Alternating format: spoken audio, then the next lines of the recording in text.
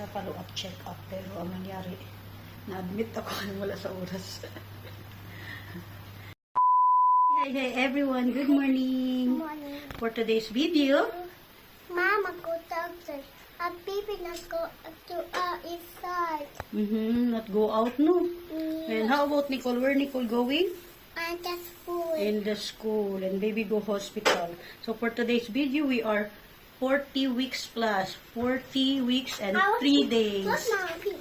Da, kasi ba? So you will go school, Papa will drop you, and Mama will prepare here and wait for Papa. After we go hospital, and you go to, School. you listen in school, ha? And you have to eat. Okay? Oh, sige na, bye. Bye. Kiss-kiss na, baby. Kiss-kiss. Chupo. Oh, bye-bye. Bye. Listen to teacher, ha? And eat your food. Bye. Bye-bye. See you Bye. later. Bye. See you later. Ah. Ayun na si Nicole. Hinatid na ng papa niya. Ayan, nakapag-prepare na ako habang hinahatid ni Daddy si Nicole sa school. Ito lang yung outfit ko. Ayan. Nakasapatos ako kasi medyo maulan. Tapos, alam nyo guys, since naging 40 plus na si baby anesthesia, naging madalang na yung paghilab niya ng madaling araw. From 2:30 hanggang 5 o'clock yan, mahilab-hilab siya. Ang sakit, di ako nakakatulog. Hindi tulad noon na pag humihilab si Nastya, lang yung 30 minutes or 15 minutes, yung sakit. Pero ngayon, sobrang tagal na. Lang nagko-construct na siya, tapos naninigas siya sa loob. So, ang sakit ng balakang, yung legs ko. So, today nga, 40 weeks and 3 days is from 2:30, humilab siya, nagising ako hanggang 5:30. Halos din ako nakatulog ulit. Nakatulog ako ulit nung nawala na around 5:30, so hanggang 6. And 6 o'clock, syempre, gigising na para i-prepare si Nicole at mag-prepare para sa paghatid kay Nicole, pagkain, ganun. Syempre, mag-breakfast si Nicole eh. Kaya, yun lang. So, pupunta kami sa hospital today for follow-up check-up sa 40 weeks and 3 days. So, titingnan kung baka re-resetahan na ako ng pangpahilab or home medication. After nyan is, babalik kami ng Tuesday kung may nangyari or may any improvement. Pag wala, Wednesday, ayun na, i-admit na ako for induction. So, antayin ko lang si Daddy, bababa na ako para diretso na kami sa hospital. Maulan na morning. Ayan, maulan siya.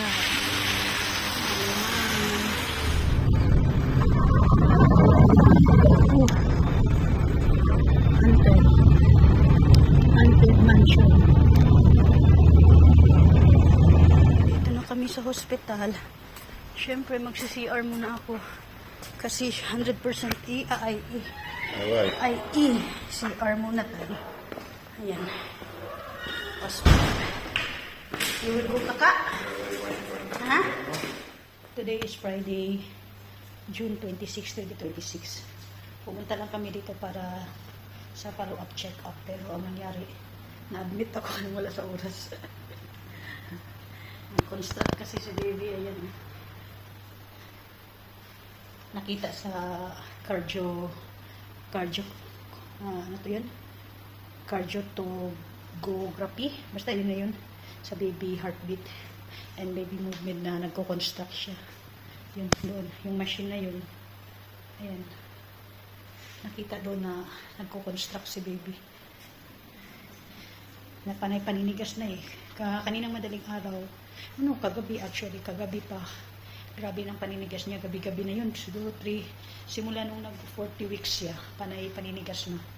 Tapos, nung nag-40 weeks and 2 days, nagsimula na matagal, 3 hours, 4 hours. Siguro false labor natin kasi may dumating baka sabihin nagbibidyo tayo. Bawal kasi. So, yun na 40 days and 3 days na ngayon. Kagabi, nagko-construction matagal. Yun ang madaling araw. From 2:30 in the morning hanggang 5:30. Plus kagabi pa, before that, matagal siya nagko-construct. Almost 2 to 3 hours na nagko-construct siya. Tapos ngayon, nakita sa pag-ultrasound sa kanya. Nagpag-ultrasound sa siguro sa ultrasounds din kasi in-ultrasounds ako nakita doon. At saka sa pagkuha ng heartbeat and baby movement. Kaya admit diretso. Na-admit akala ko next week pa, Tuesday. Na-advance ng Friday. Kasi, ito yung ano ko.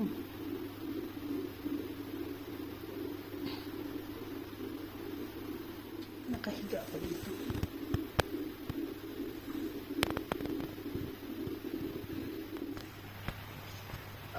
I see you.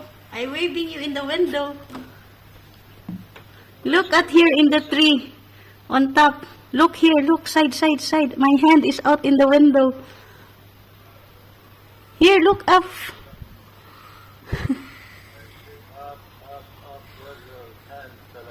In this side. You out already in the window. Yeah. Bye-bye. Take care. Rain outside. If Okay. something call me direct, huh? Okay. Take care. It's too much rain. Bye-bye. Bye, take care, my love. Take. I love you. I love you too. Bye-bye. Yeah, your things I put already there in reception. Opo. They will, I write your room number 11. I am room 11. Yeah, your room 11, delivery room. Because this old lady in reception, she telling, oh, direct bring there. I said, yeah. She telling VIP area. I tell, why VIP area?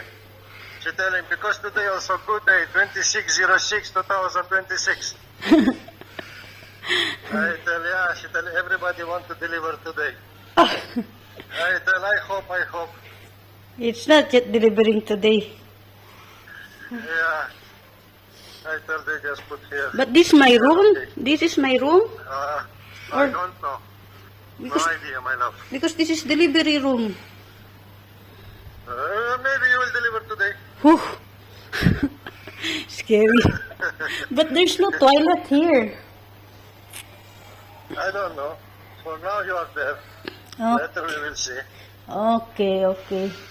Don't forget Nicole later, huh? Sure. Because I know I will run to work maybe for 2 hours. Mm, And 3 o'clock I will go out from there. yeah. Okay. Because Mm. I already called Jim. Jim already here in the city. Ah,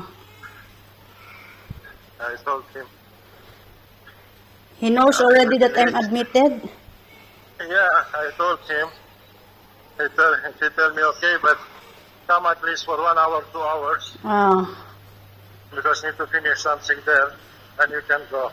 mm, I tell, okay. He tell, what about Monday? I tell, we will see mm-mm.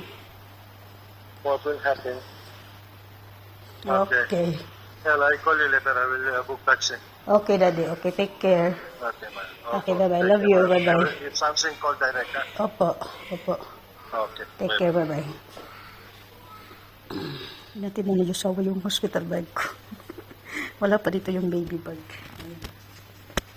Documents. Water. Ayan. Lahat akin yan. Wala pang sa baby. To follow na lang daw pag lumabas na si baby. Hi! Kauwi lang namin ni baby na siya ng oras na. Kanina umaga na-admit kami kasi ano daw. Kasi habang kinukunan kami ng yung baby movement, audio, ano ba yun? Cardio photograph. Nagko-construct kasi si baby. Ayun, akala nila true labor na, false labor pala. Kaya pinauwi kami. Oh, from morning, siguro mga 9 hanggang 3 o'clock nasa hospital ako, 3 o'clock ng hapon. Ay, kauwi lang namin, nagutom kami. Kaya nagluto ako ng kanin, nag-order ng TFCC, Jusawa. As in. Tapos yung chinek yung cervix ko, still close. Kaya pinauwi muna kami. Kaya sabi ko sa asawa ko, ano lang to, false labor. Ayaw kasi nila maniwala eh. Hindi pa kasi siya tuloy-tuloy. Hindi lang guys, nasunog yung kanin na niluto ko. Nagutom ako, nagmamadali ako nagluto ng kanin para para bago dumating yung KFC, may kanin. As in, gutom na gutom talaga ako.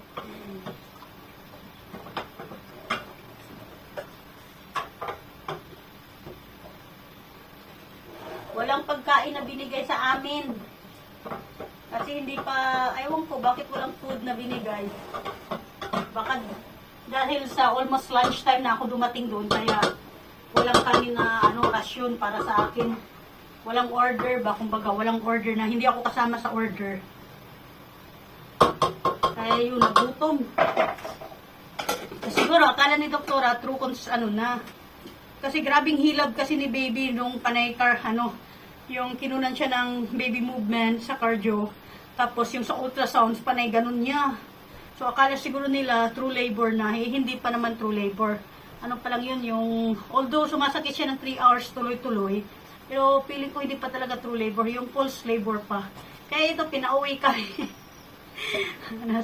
Balik kami by Monday, ganun. So, hopefully, Saturday, tomorrow, and Sunday, next day, magko-construct na siya ng tuloy-tuloy. Or else, sa Monday, pag ganun pa din, so, i-start na yung induction treatment sa akin. Oh, grabe. Panay-construct din talaga ni nurse siya nung doon kami sa hospital. Pero saglit lang, hindi talaga siya, minutes, seconds. Ang alam ko kasi sa true labor, diretso-diretso na yun, di ba? Yung nababasa nababasa ko sa Google, at saka yung ko sa mga yung nababasa ko sa mga mami na nagpo-post sa Facebook, at saka sa TikTok, ang true labor is tuloy-tuloy yung sakit. Yung walang humpay talaga, yun na yung true labor. Kahit wala pang water breakage or wala pang blood, pero tuloy-tuloy yung sakit, yun ang alam ko na true labor. Pero kasi sa akin is paputol-putol seconds, minutes. Pero nagko-construct talaga siya, mga 30 minutes ang construction niya, 1 hour, 2 hours, 3 hours. As I said yung sa previous video ko na from 2:30 in the morning hanggang 5:30 nagko-construct siya, tuloy-tuloy yun. Pero ang alam ko, hindi pa yung true labor, bali pulse labor. So, eto na nga, nakauwi. Pinauwi kami. So, dala na kanina ni Daddy lahat ng gamit ko, mga hospital things. Tapos nag-ending, pinauwi din. Balik na lang sa Monday. So, again, see you on Monday. Please don't forget to subscribe, like, and share, and comment down below. Bye-bye! Давай, покисел. А уставали сябушки. Я стаю.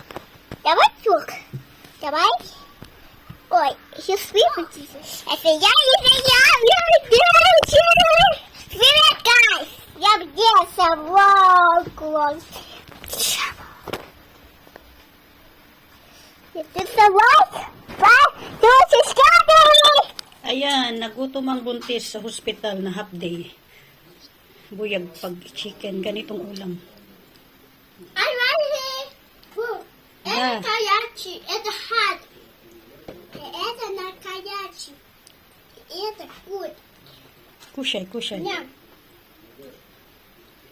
Mai-share pala ako sa inyo, nung Friday na na-admit ako, alam nyo ba yung ginawa ng nurse? Para siyang baguhan or hindi ko alam, parang pinag-experimentuhan yung kamay ko. Hindi ko alam. Kukunan lang niya ako ng dugo, pero nakatatlong injection sa akin. Unang ginawa niya dito, eto, kinuha niya ako ng dugo dito, wala siyang makuhang dugo, hinugot niya. Pangalawang ito, I don't know kung makikita niyo, ito, kinuha niya, sinaksak niya dito, pagkatapos ginanon-ganon niya sa loob, oh. Ayan. Kung makikita niyo sa video na ito nasa baba. To, ganito ginawa niya sa akin. Ayan, ganyan. Ginanon niya sa alam kung hindi ako nagsabi ng hindi ako nagganon, hindi niya hinugot. Sabi niya, okay. Pagkatapos, nahulog-hulog yung mga ampules ng yung paglagyan ng dugo, ampules pa tawag yan, or tubes. Nahulog yun na may dugo na. Sabi ko, ano ba ito? Parang naninervous siya or natatakot or baguhan. Pagkatapos niyang hinugot ito, ang sakit ng ginawa niya, guys. Ginanon niya, nakatusok, nasa loob, tapos ginaganon-ganon niya, naghahanap siya ng vein. Ano ba to? Parang hindi siya marunong. Kasi kahit sabihin ko naman ng English ng what are you doing, hindi naman siya makaintindi. Kaya ang ginawa ko na lang, nag-react ako, aray! Sabi ko, So, yun, hinugot niya. Kung di ako nag-react, hindi niya tatanggalin. Tapos, pagkatapos noon, dito na, dalawa na, tinanggalan niya. Lumipat siya dito sa right side ko. Ayun, saan yun? Ito, sa right side ko. Ito, sa right side ko, ayan. So, dito, tinuro ko pa sa kanya yung vein, ha? Dito, tinuro ko sa kanya yung vein kung saan usually kumukuha ng dugo yung yung previous month pa na kinukunan ako ng laboratory test. Kaya tinuro ko sa kanya na dito or dito, hindi siya nakikinig sa akin. Kaya tuloy nasaktan ako. Tapos ito yung pangatlo, nakakuha siya ng dugo. Tapos nahulugan yung mga ampules. Buti hindi nabasag. May dugo ng laman, nahulog. Sabi ko, ano ba itong nurse na to? Parang hindi marunong or first time or kinakabahan. Ewan ko lang. Tingnan nyo yung video, guys. Parang hindi talaga siya, alam mo yung hindi siya marunong. Grabe yung experience ko, kaya nakakatakot.